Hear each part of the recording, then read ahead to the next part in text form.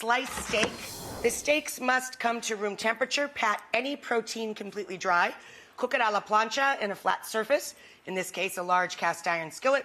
It's been well seasoned. Right before you cook the steak, you season it from above.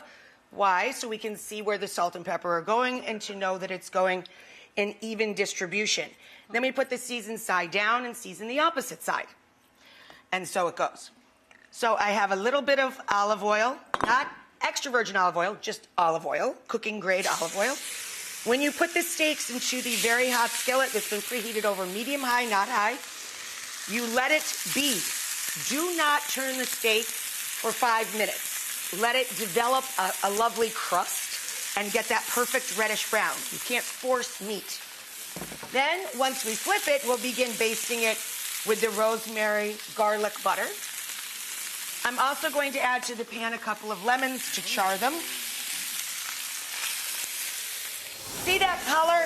That's what you're looking for, guys. That reddish brown, crusty, crunchy, crisp, beautiful.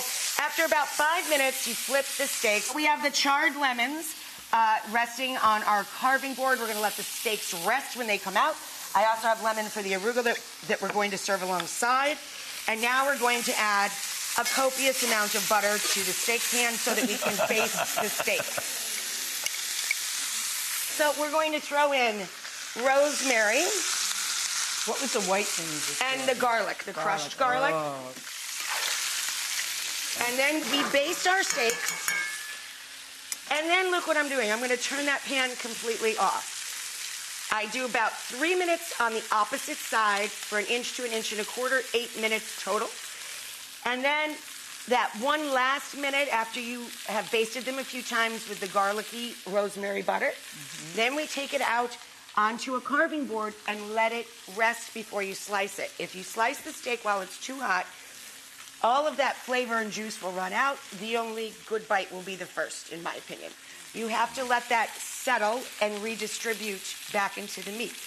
So, as I said, we are going to also serve this with, cleverly, with a side of arugula dressed with the juice of the other charred lemon. Guess what this means? I don't have to make a salad or a side dish. All I have to do is put some lemon juice on arugula, and I'm done. Not a lot of chopping, not a lot of time. And all I add to the arugula is more cheese, Parmigiano! Now we're going to serve up the steak, and we're going to squish that other lemon down over the top of our rested steaks that are perfectly pink, medium rare, and all the juice has stayed with the steak. It's not running all over the board.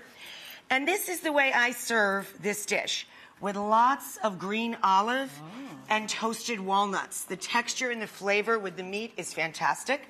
I'm going to plate up a couple for these guys so they see what I'm talking about. You make everything look so easy. That's what Adam and I Well, were saying. thank You make you. it look Thank so you. easy. Well, it is. It is. It is not. And then we're going to drizzle a little olive oil over the top, and we're going to add a little bit of flaky sea salt to the meat just before we eat it. And here's our arugula on the side delicious. with the cheese.